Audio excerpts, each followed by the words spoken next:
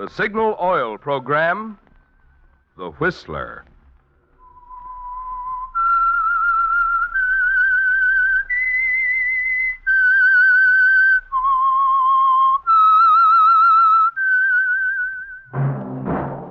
That whistle is your signal for the Signal Oil program, The Whistler.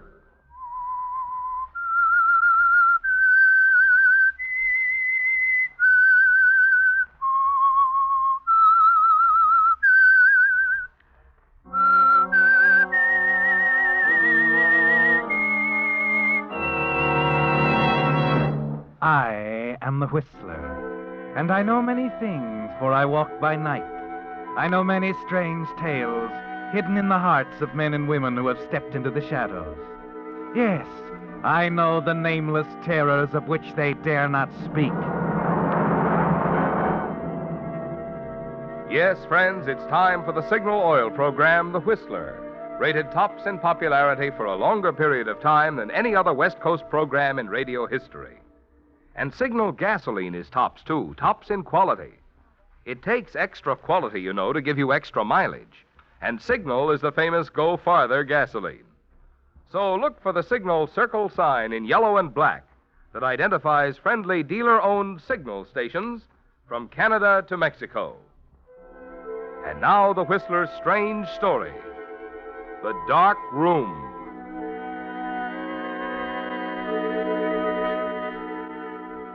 Moving around the crowded dance floor, holding Anne close to him, Stephen Lacey discovered that at last he was beginning to relax. The trial, the war of words waged with the district attorney, the final unexpected victory, and the excitement afterwards had been almost too much for him. He was grateful that it was over now and hoped that with Anne's help he could somehow set things right again. Someday be welcome at parties like this. What is it, Steve? What are you thinking? About your uncle. How he must feel about me. Impressed, I'm sure. Everybody else in that courtroom was. But he was so determined. What of it? A district attorney can't win every case he prosecutes, even if he is my uncle. He was so convinced Sean Fenton was guilty. And you were just as convinced he wasn't. And that's what public defenders are for, and... Oh, please, Counselor. Worry about someone else for a while, will you? I'm sorry, Anne. Now, if he weren't your uncle... Oh, Stevie isn't even thinking about the case. Too many other things on his mind.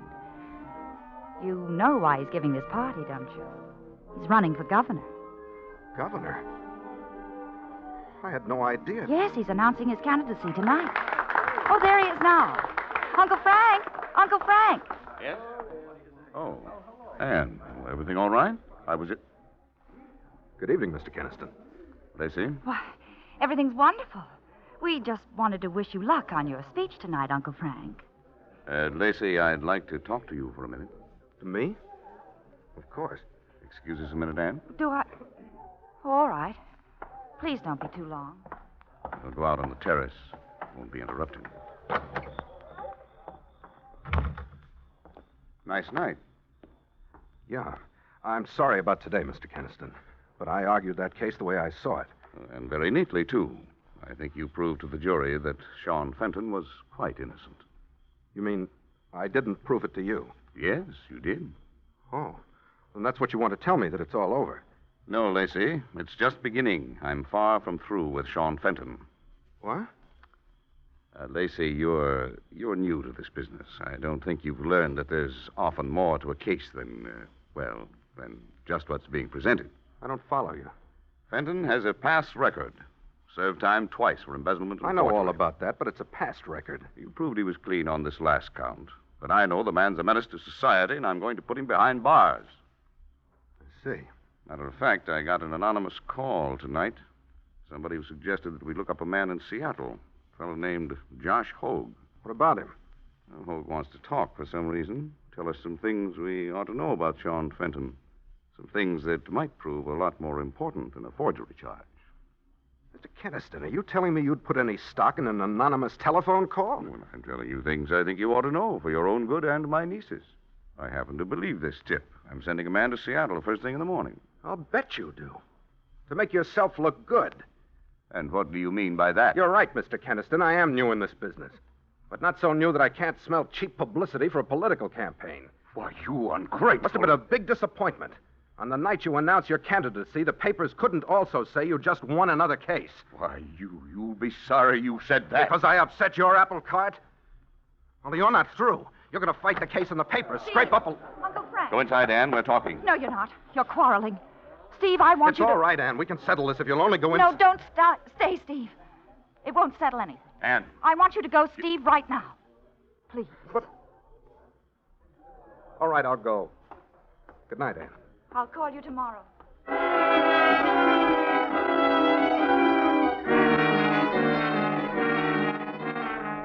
You're trembling as you grab up your coat and leave the house, aren't you, Steve? Shaking and upset as you enter a bar a few blocks away. And instead of your own reflection in the big mirror in front of you, it's Frank Keniston's, smiling that cold, selfish smile. And then you see something that adds to your hatred of Keniston. A man in a worn striped suit. A friendly-looking man whose innocence you proved in a courtroom today. He hurries forward instantly to clasp your hand. Mr. Lacey, Counselor, I was hoping you'd stop by. Buy you a drink, huh? Buy you a drink? No, thanks, Sean. I've had a drink. Oh, what's doing? What's doing? You should ask that, eh, Counselor? I'm celebrating. See, the table there? I've got friends, Sure you have. huh? Come on, meet them. No, another time. No, not another time, Counselor. Now, when the mood is right, huh? When you've just won. I'm not at all sure I have one. Huh? We satisfied a jury today, Sean. We didn't satisfy Frank Keniston. He's going to keep digging, find something else. But there isn't anything else. I've done nothing. Besides, with you on my The side... facts were on your side, Sean. If they hadn't been, I wouldn't have gone along. That's right. He's just got it in for me, Counselor, like always. Sean, how's Josh Hogue?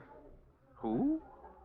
You've some friends in Seattle, haven't you? Seattle? No. What are you getting at, Counselor? I've never been in Seattle. So I knew it.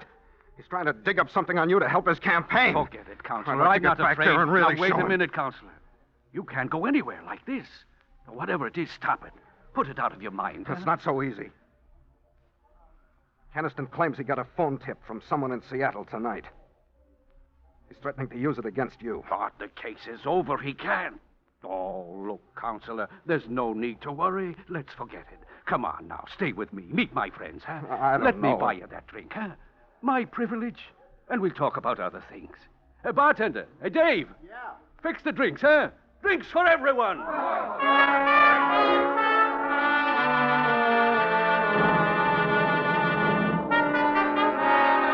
Come on, Counselor, drink up. Drink up.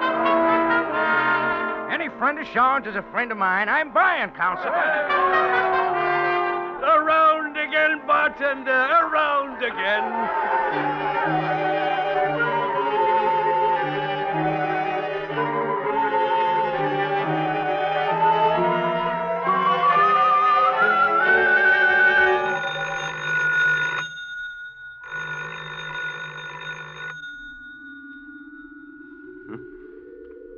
Oh.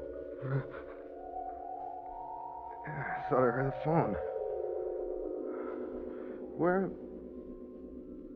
I'm home. How did I get home?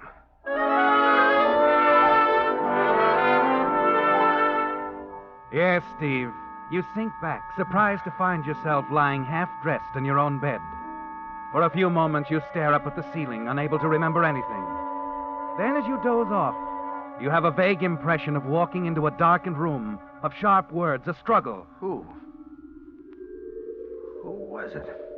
But before you can remember anything more,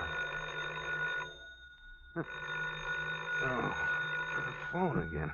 you get to your feet, walk painfully across the room to the phone, catching a glimpse of yourself in the mirror. There's a cut over one eye and a red welt across the back of one hand. Yes. Steve, it's Anne. I've been trying to get you. Ann? I've got to see you right away. Steve, they found Uncle Frank Found him. in his study this morning. He was murdered sometime around 3 o'clock.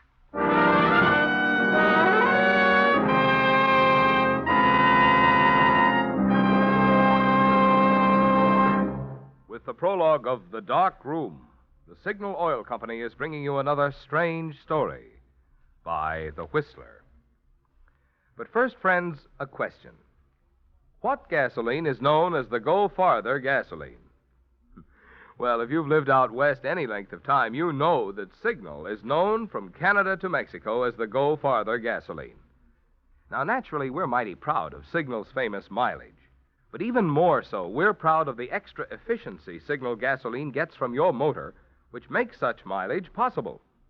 For when your motor runs more efficiently, you also enjoy quicker starting, faster pickup, and smoother knock-free power, the things which make driving more fun. That's why folks who want superior performance, as well as those who insist on mileage, are both switching to Signal. They've discovered that to get the tops in gasoline quality, there are just two things to remember. One, in gasoline, it takes extra quality to go farther. And two, Signal is the famous Go Farther gasoline. And now, back to the Whistler.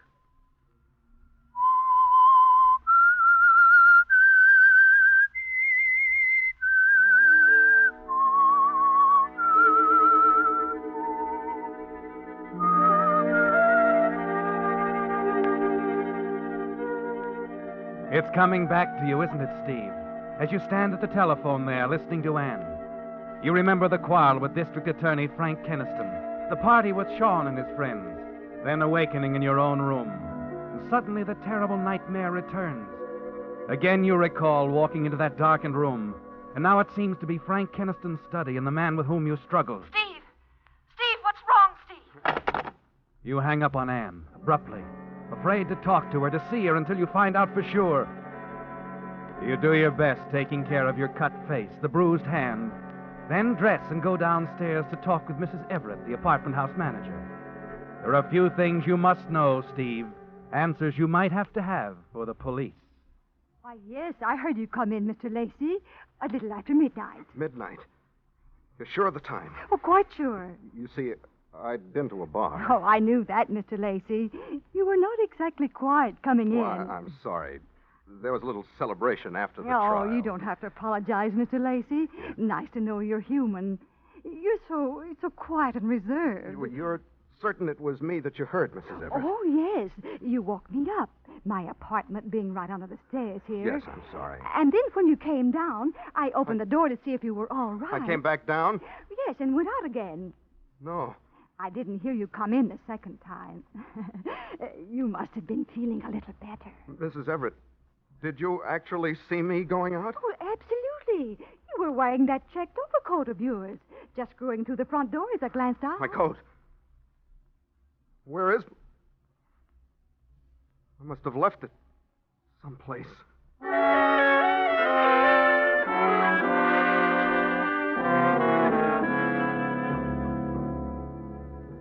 Sorry, Mr. Lacey, your coat's just not here. Like I said, I'm pretty sure you were wearing it when you left. And I didn't come back. No, I was on duty right up till closing time. Look, Dave, you remember I was with some people, Mr. Fenton and some friends of his. Yeah, I remember. They had quite a party. I wanted you to go with them, but you left. Said there was something you had to attend to.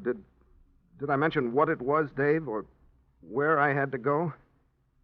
What's on your mind, Mr. Lacey? Oh, nothing, really. I had a few too many. Just wondered if I got out of line or anything. Why don't you forget it, Mr. Lacey? Forget it? You know, I've been in this business a long time. Sometimes when I'm standing back here polishing glasses and filling them, I see and hear quite a few things I shouldn't. Oh? I always make it a habit to forget them. Okay, Dave. Well, sure is a nice day today, Mr. Lacey. Dave. Yes, Mr. Lacey? Did you know either one of those guys we were drinking with? Remember the big guy? Vaguely. Runs a pool hall over on 17th Street. Name's Al something or other. He's always around. Thanks, Dave. Mr. Lacey. Yeah? Leave me out of it. You remembered meeting him. Okay. I remembered meeting him. By the way, what do you want to see him about?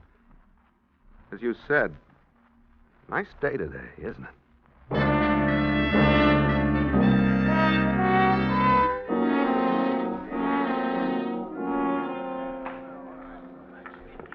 want to rack up, buddy? No, thanks.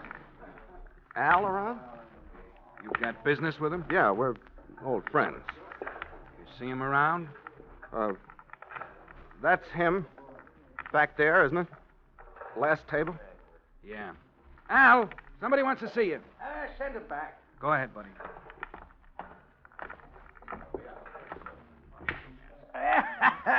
That takes you, Joey. Yeah, what can I do for... Oh.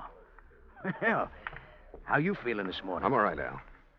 Talk to you a minute? Well, ain't we talking? Oh. Hey, Joey, get lost, huh? Business. Okay. Okay. Al, I don't know you very well, but I'm a good friend of Sean Fenton's, and I couldn't reach him. Oh, you want Sean? Hey, he'll be back. Probably buying some stuff. He's going to take a vacation. Hey, a friend of mine's getting his ticket for I don't have to talk to him particularly. Maybe you can help. Well, sure. I'm a little mixed up about last night, Al. If anyone was to ask just when I left you guys... You want us to say you didn't leave us, that it? No, I was only trying to find out... We'll say it. That settle your problem? No, Al, you misunderstand. Oh, that's so? Well, straighten me out, pal. Straighten me out. Maybe you can straighten me out. Did I say anything about where I was going when I left you? Listen, pal, I had a few myself, you know. Well, you were sort of belligerent-like. But if you said anything, well, I'll see that none of us mentions it. That what you want? Oh, thanks, Al, but no, that won't settle anything for me. I'm sorry. Look, will you have Sean get in touch with me at my apartment? Here's a card. My number's on it. Oh, sure thing. Got your number now. Hey, Counselor? Yeah, Al. Guess you have.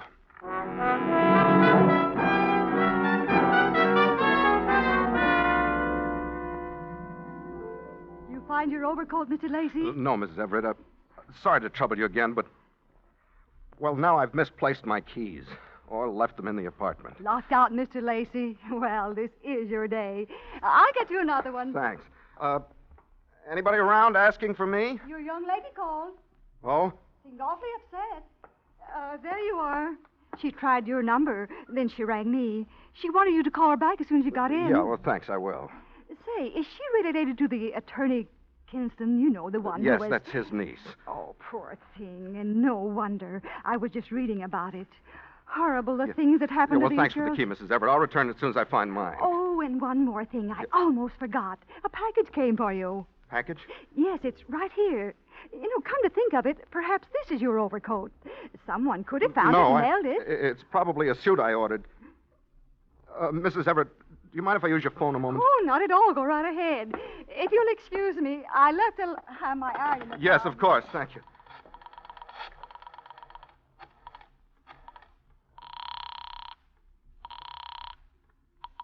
Hello? Ann? Steve, where have you been? I've been trying to get you. I know. Ann, I got the package. Your coat? Then you did send it. Darling, Let me do the talking. There isn't much time. Somebody might hear. I want to meet you in about an hour. Drive your car out to the 27th Avenue entrance of North Park. When I drive by, follow me. We'll find someplace where we can talk. All right, Steve. I'll leave right away. No, I've got something to do first, and I might want to get in touch with you. Stay there until I call again. Yes. Ann, Yes, Steve? don't talk to anyone until I've seen you. All right, darling. I understand. Bye. Yes.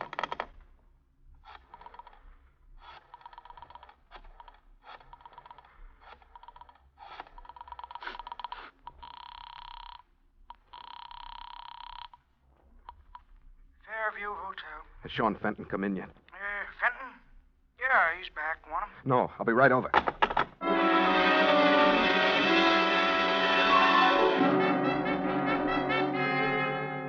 Wait a minute, Counselor. I don't think I get you right.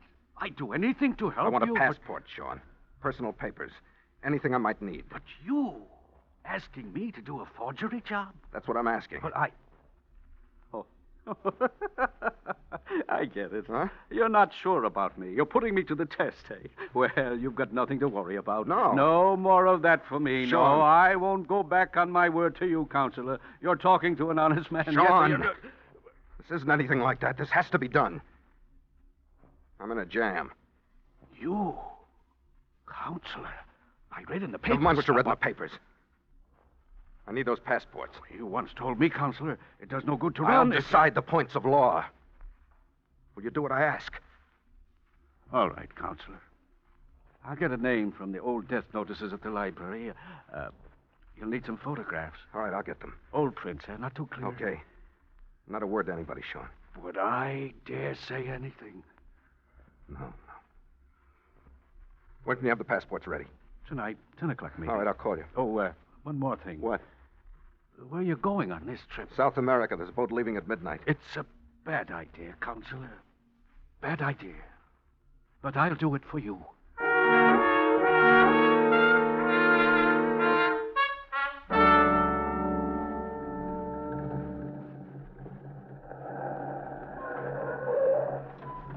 Man, over here. Steve. Oh. Get in. We're driving. Oh, Steve. The coat.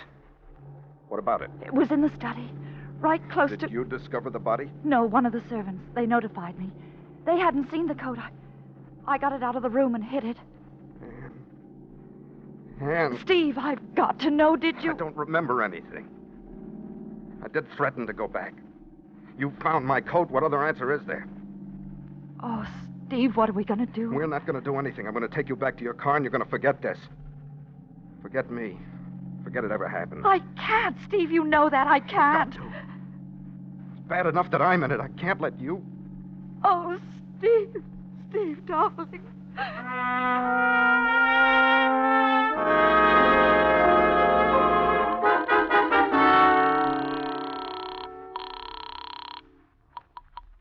Hello? It's Steve, Sean. Oh, yes, Counselor. The passports. You got them ready? Yes, everything you need. Can you bring them over? Counselor, are you sure about this? Is it the only way? Yes, Sean. It's the only way.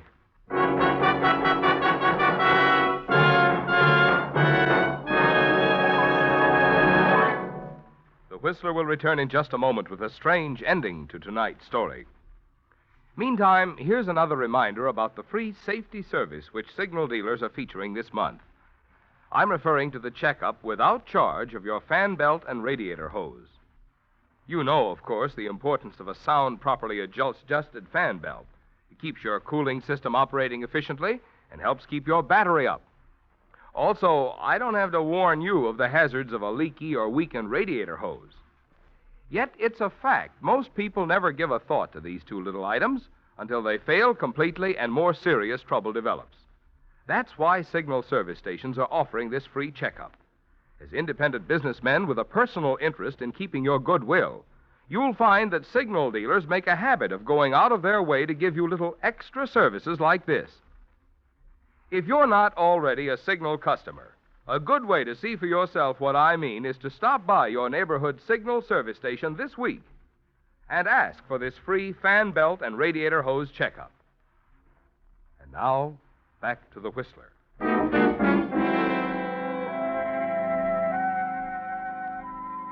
It's over now, isn't it, Steve? The wondering, the waiting, the agony of doubt that began with that nightmare of a struggle in a darkened room. You're certain now that you did go back and kill the district attorney, Frank Keniston. And though you've advised 100 clients against it, running away seems to be the only answer. Then, as you wait for Sean Fenton to bring your forged passports, another terrible thought strikes you. Fenton is a witness, the only one who can link you with all that's happened. Your hand trembles as you reach into the desk drawer for your automatic, and then you reach up quickly and switch out the light.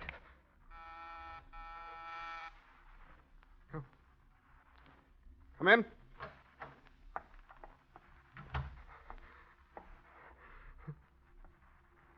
I can't do it. All right, Sean, you can put the passports on the table there. It isn't Sean, Steve. Anne! You little fool. Steve, since this afternoon I've been thinking. It isn't right. I know what couldn't I'm let doing, Anne. Believe me, I know what I'm doing. Do you? You've got to get out of here. Someone's coming. You're running away, aren't you, Steve? Your suitcase is all packed. Your overcoat on the chair. Anne, you've got to get... Steve, someone... Wait a minute. Who is it? It's me, Counselor. Open up. Sean Fenton. Yes. Just stay where you are. Forget anything you might hear. All right, Sean. Okay, Counselor. I don't like this coming around. Who's this? Never mind. Have you got the passports? The passports, Counselor? Well, Look, I tell you, she's all right. Where are the papers? I've got them here. They're pretty good. All right, let me see them under the light. Move my overcoat. Bring up that chair. All right, Counselor. What? Sean. What's the matter? I said to move my coat. Yeah. I'll move it. What? Wait. My keys. My missing keys. They fell out of the pocket. They were in my coat all the time. But, Steve, if they were in your coat, how did you get back in your room last night? I couldn't have without breaking down the door. And the landlady didn't hear me come back. Maybe I didn't go out again at all. Counselor, it's late. Wait. Wait a minute, Sean. Yes, Counselor? Where did you go after I left you last night? Why, I was with I mean, Al. after you left Al. Steve, do you think... You came here, Sean. Followed me home. You knocked me out and took my overcoat. It was you the landlady saw going out the door, not me. But would I steal your coat? Yes, you would. If you wanted to frame me. You knew I'd argued with Keniston. It was a perfect setup for a frame, wasn't it? You purposely left my coat in Keniston's study when you went back there to kill him. Steve! No, Counselor, you got me wrong. You won my case for me. I had no reason. You had every reason. That phone call from Seattle about Josh Hogue, it meant something, didn't it? You silenced Keniston before he could start an investigation, and after you had me out of the way, you were probably going after Hogue. What was it up there in Seattle, Sean? Another murder? No, I don't know anything about this Hogue. You're turning on me, Counselor, just like Keniston. Steve, shall I get... No, I'll get it. Yes. Yes, he's here. No, I'll give him the message. Okay, thanks. Yes, I'll tell him.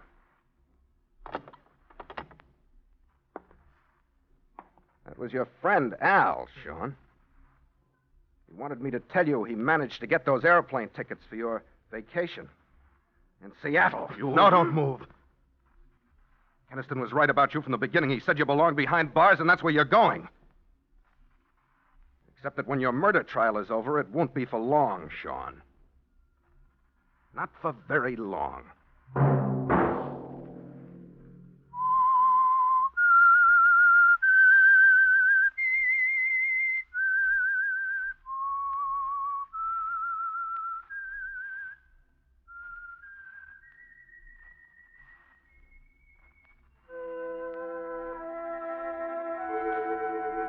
Let that whistle be your signal for the Signal Oil program, The Whistler, each Wednesday night at the same time, brought to you by the Signal Oil Company, marketers of Signal gasoline and motor oil and fine quality automotive accessories.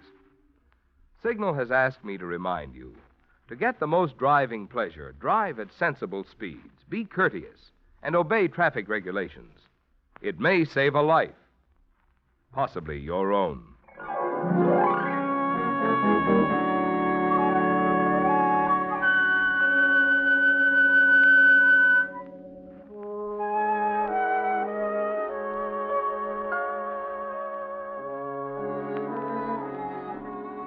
Featured in tonight's story were Elliot Lewis and Francis Robinson. The Whistler was produced by George W. Allen with story by Joel Malone and music by Wilbur Hatch, and was transmitted to our troops overseas by the Armed Forces Radio Service. Next Wednesday, for a full hour of mystery over most of these stations, tune in a half hour earlier. Enjoy The Saint as well as The Whistler. This is Marvin Miller speaking.